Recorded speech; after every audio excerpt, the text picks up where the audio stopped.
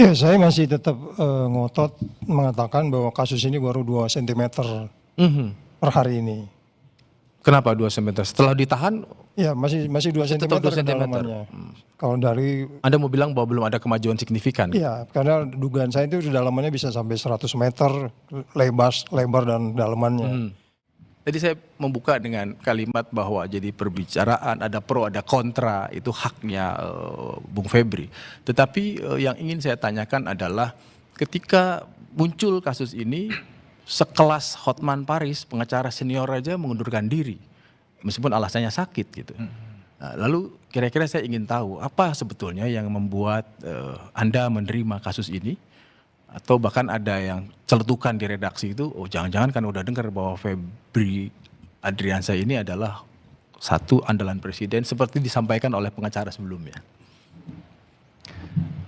Dalam pikiran saya ketika ada salah satu kolega datang hari itu dan diskusi, pikiran saya sederhana, saya advokat dan saya paham betul tugas advokat itu dalam memberikan pendampingan hukum dan membela hak-hak itu nggak membedakan orang. Itu yang pertama. Dan yang kedua, setiap orang punya hak untuk dibela. Ya. Jadi yang dibela bukan berarti membenarkan kalau ada perbuatan yang keliru. Ya. Tapi yang dibela adalah betul-betul haknya. Misalnya nih, ketika seseorang menjadi tersangka, maka yang dibela adalah hak-haknya yang diatur di Kitab Undang-Undang Hukum Acara Pidana, ada banyak hak-haknya dan upaya hukum yang bisa dia lakukan. Tapi permintaan Pak FA pada saat itu ke saya setelah bertemu langsung sekitar Kamis malam itu sederhana saja. Mas Febri, saya minta tolong bantu saya jernihkan hukumnya. Bantu saya untuk mengklirkan fakta-fakta hukumnya, karena sekarang ini campur aduk nih, fakta, asumsi, dan bahkan hari-hari ini banyak hoax ya yang beredar. Bantu saya untuk jernihkan hukumnya, fokus saja pada pokok perkaranya yang disangkakan oleh Kejaksaan Agung saat ini. Sesederhana itu sebenarnya permintaannya. Dan sebagai advokat, saya pikir itu tugas saya untuk mendampingi. Dan advokat itu adalah penegak hukum ya? Di Undang-Undang Advokat dan di KUHAP baru itu disebutkan advokat adalah penegak hukum. Negara ini kan begitu kuat ya. Ya. Dengan segala bangunan, dengan segala sumber dayanya, dengan segala kekuatan ekonominya, dia punya segalanya. Ketika negara menuduh seseorang dan seseorang itu menjadi tersangka, tersangka ini tentu tidak bisa berjuang sendiri. Di titik inilah perlu ada keseimbangan. Nah, hukum acara mengaturnya. Negara juga mengatur pihak yang bisa memberikan keseimbangan secara hukum itu adalah advokat. Dan advokat diberikan independensi untuk melakukan pembelaan itu. Mas Bung Febri, setelah ditahan di KPK, Anda kan menyampaikan sempat bertemu ya 2 jam dan kemudian kira-kira apakah setelah ditahan terus kemudian ada hal yang baru yang disampaikan? Kalau di awal kan hari sebelum ditahan kan menjelaskan untuk dikelirkan kasusnya. Tapi setelah bertemu itu ada hal-hal yang kira-kira signifikan disampaikan oleh ex-Jampitsus? Hari Jumat itu, hari Senin ya, penahanan mulai Jumat, kemudian Senin saya baru bisa ketemu karena di KPK kan aturannya cukup ketat ya. Di rutan KPK itu ada masa yang nggak boleh dikunjungi oleh siapapun, oleh keluarga, apalagi oleh penasihat hukum atau advokat, itu 3 hari. Jadi baru Senin jam 2 saya ketemu, sama dengan jadwal yang lain. Jadi ketika advokat lain mengunjungi kliennya, pada saat itulah kami ketemu. Kami banyak diskusi tentang pokok perkara. Pokok perkara. Jadi substansi hukumnya yang memang dibahas, meskipun di sela itu ada juga pembahasan tentang situasi di dalam rutan, misalnya pagi sarapan bersama begitu ya. Dan itu kalau nggak salah keluarga sudah mulai menjenguk ya? Keluarga. Paginya keluarga sudah boleh jam 10 seingat saya. Jam 10 atau jam 9 sampai dengan jam 12. Jadi hari Senin itu memang sudah boleh bertatap muka. Saya ke Pak Saud. Pak Saud, seminggu lalu di forum yang sama di satu meja Anda mengatakan bahwa kasus ini harus diambil alih oleh KPK. Tapi kan pelaksanaannya tetap di Kejaksaan Agung, tetapi ada hal yang saya bilang masuk babak baru, ditahan, dititipkan di rutan KPK, dan menurut jubir KPK itu hal yang lumrah, biasa saja. Anda melihat apakah ini akan ada sinyal bahwa simbol secara tidak langsung akan ada supervisi dari KPK, akan ada kerjasama antara Kejaksaan dengan KPK terhadap kasus ini, atau Anda punya pendapat lain soal? Ya, saya masih tetap ngotot mengatakan bahwa kasus ini baru 2 cm per hari ini. Kenapa 2 cm? Setelah ditahan, Ya, masih 2 cm tetap 2 cm. kedalamannya. Kalau dari Anda mau bilang bahwa belum ada kemajuan signifikan? ya, karena dugaan saya itu kedalamannya bisa sampai 100 meter lebar dan dalamannya. Nah, mudah-mudahan Febri di sana ya, Febri ditahan, Febri datang ini ya bisa membuat itu menjadi lebih terang gitu. Dalam pikiran saya, dia kan penegak hukum juga gitu. Ya. Ngapain juga ngebela orang yang memang udah jelas salah lah gitu ya kan. Cuman maksud saya kalau kita nggak ngapain memang tugas dia begitu gitu. Jadi maksud saya apakah nanti kedalaman bisa digali terus kemudian KPK bisa meyakinkan sehingga ketemu angka ratusan meter. Ya kita kan belum cerita banyak orang-orang di sekitarnya. Hitungan saya lebih 50 orang tuh. Lebih dari 50. Kalau kita mau urut-urut ya. Kalau mau dibongkar semua. Iya, iya. By common sense, saya belum baca lembar penyidikan ya. By common sense saja itu udah melebihi dari perusahaannya, lebih dari 30 disebutnya. Saya juga belum lihat gitu ya. Tapi maksud saya gini, kalau kemudian KPK bisa nanti menjadi bagian dari trigger mechanism karena dijamin oleh pasal 10A undang-undang itu bahwa dia akan menggunakan wewenangnya. Dalam beberapa hal saya katakan orang yang nggak menggunakan wewenangnya itu orang yang sangat jahat. Karena dia punya wewenang di pasal 10.2 itu. Bagaimana bisa mersupersisi itu. Ya. Jadi saya berharap bahwa kemudian kalau KPK masuk ke detail-detail nanti dalam hal pokoknya formil material, dalam hal ini ada supervisi yang lebih detail untuk kemudian membuka itu lebih dalam, itu akan lebih diharapkan. Pak Saud, saya mau minta pendapat Anda. Jamwas Rudi Margono itu mengatakan bahwa salah satu alasan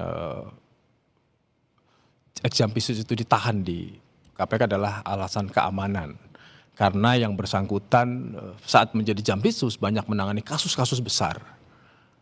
Anda sebagai mantan pimpinan KPK, apa pendapat Anda soal ini? Iya, itu yang kalau di KPK itu ada pengawas internal, kalau di kejaksaan itu ada asintel kejaksaan itu. Asintel itu kan menjaga barang bukti dan orang untuk tidak dirusak. Ya. Nah, kita belum bicara apa yang disebut sebagai ini loh ya, bagaimana mengamankan barang yang disita ya. Since custody itu kan hal yang sangat menjadi perhatian di dalam mengamankan barang-barang bukti. Demikian juga mengamankan orangnya gitu. Ya. Ya kalau orangnya kemudian terjadi sesuatu bagaimana gitu ya. Di KPK itu 24 jam itu kita bisa memantau. Di meja pimpinan itu ada layar yang bisa kita ngelihat ngapain dia. Kecuali kamar mandi nggak bisa terjadi kita di lihat. rutan lain ya? Di Ya, Kejaksaan? jadi dari situ kan kita bisa lihat dia ketemu siapa dan seterusnya. Oke. Jangan lupa bahwa case ini sudah menuju kepada, kalau dalam bahasa tindak pidana pencucian uang itu kan di bagian Oke. paling atas itu kan ekonomi negara yang rusak sebenarnya dari perilaku yang FA ini. Kita harus akui banyak yang terganggu di situ. Oke. Bu Yanti gimana? Anda melihat kasus ini terutama ditahan karena alasannya adalah Jampisus, ex-Jampisus adalah sedang menangani atau pernah menangani kasus-kasus besar sehingga harus khusus ditempatkan di rutan KPK. Ditahan dulu jawabannya, kita akan bahas usai jeda. Tetap di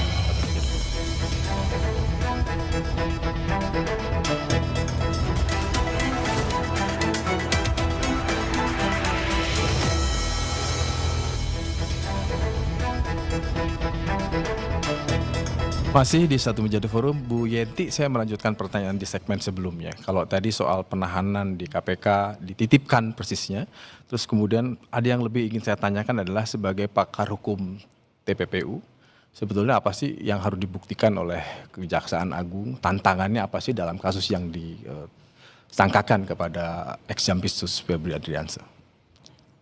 TPPU itu kan memang suatu tindak pidana yang punya karakteristik khusus dibanding semua tindak pidana di seluruh dunia even ya.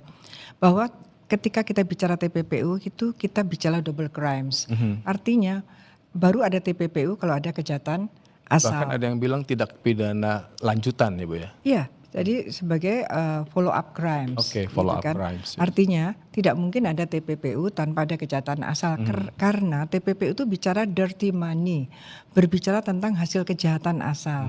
Maka secara kronologis kejadian ya, itu pasti ada kejahatan.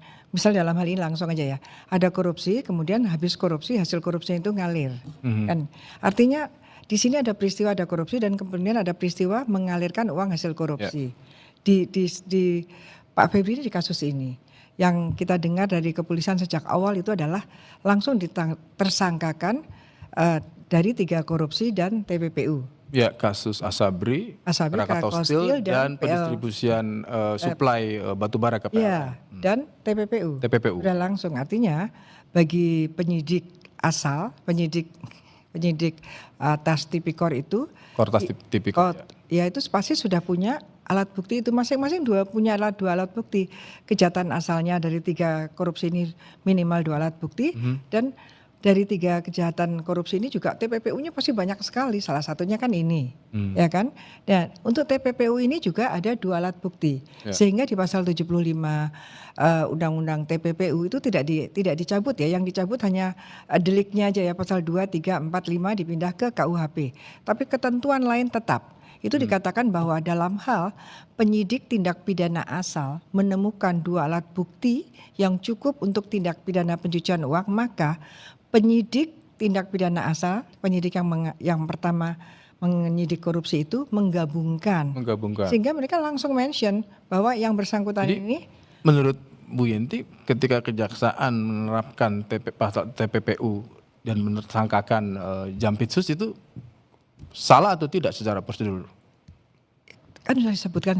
Menurut saya, kalau saya sih berpijaknya pada dari kepolisian dulu ya, karena sudah diambil alih. Dan sudah dilimpahkan kan akhirnya kan. Kita bicara sekarang sudah dilimpahkan kan Bu? Gitu. Dilimpahkan ya. Sudah diserahkan lah, sudah diserahkan ke penanganannya. Diserahkan dengan paksaan dengan 3 mungkin sprindik dan saya juga saya sesuai saya juga sama. Saya merasa ini pasal 10 tadi harusnya itu diambil alih oleh KPK. Jadi KPK juga jangan menunggu diserahkan. Harusnya KPK itu mengambil alih karena ada ide suatu negara yang mempunyai penyidik tindak pidana korupsinya 3 itu hanya Indonesia. Dan itu ada badan semacam KPK itu. Itu idealnya Bu, tapi sekarang kan yang kita hadapi adalah ditangani oleh Kejaksaan Agung. Oh iya, tapi seharusnya itu kan ada ketentuan yang hanya dimiliki oleh KPK. Pasal 10 itu adalah bahwa dalam hal tertentu KPK yang sedang menangani kasus bisa menyerahkan atau KPK mengambil alih kasus yang sedang ditangani oleh 2 temannya yang tadi. Maka ketika ditanyakan kepada saya, kejaksaan kemudian menyatakan bahwa ini sudah ada sangkaan tindak pidana korupsi dan tindak pidana TPPU karena dari tas tipikor pun sudah ada itu. Sudah ada 2. Jadi saya pikir ya tidak mungkin ya penyidik kepolisian itu penyelidikannya nggak betul-betul mendalam, itu tidak mungkin. Anda mau bilang terlalu gegabah polisi. Terlalu gegabah karena ini kan dia udah tahu ya, bahkan yang mau digeledah rumah siapa, yang mau ditersangkakan siapa tuh pasti udah tahu. Dan kira-kira penyelidikannya sudah lama ya Bu? Pasti lama. Pengintaian lah bahasanya. Ya memang penyelidikan ya, karena Indonesia membedakan investigation itu antara penyelidikan dan penyidikan. Tetapi kalau negara-negara lain satu hal, investigation itu, investigator itu ya memang menyelidik dan sidik. Jadi dalam hal itu ini waktunya bisa lama ya Bu? Waktunya lama, tapi menyampaikannya waktu dinyatakan bahwa ada peristiwanya dan kemudian ada tersangkanya itu memang sudah sangat mendalam sehingga ini agak cepat. Nah, saya kira cara kerja kepolisian sudah seperti ini dan kejaksaan awalnya kan juga masih malu-malu. Nggak mau bilang begitu, belakangan bilang begitu.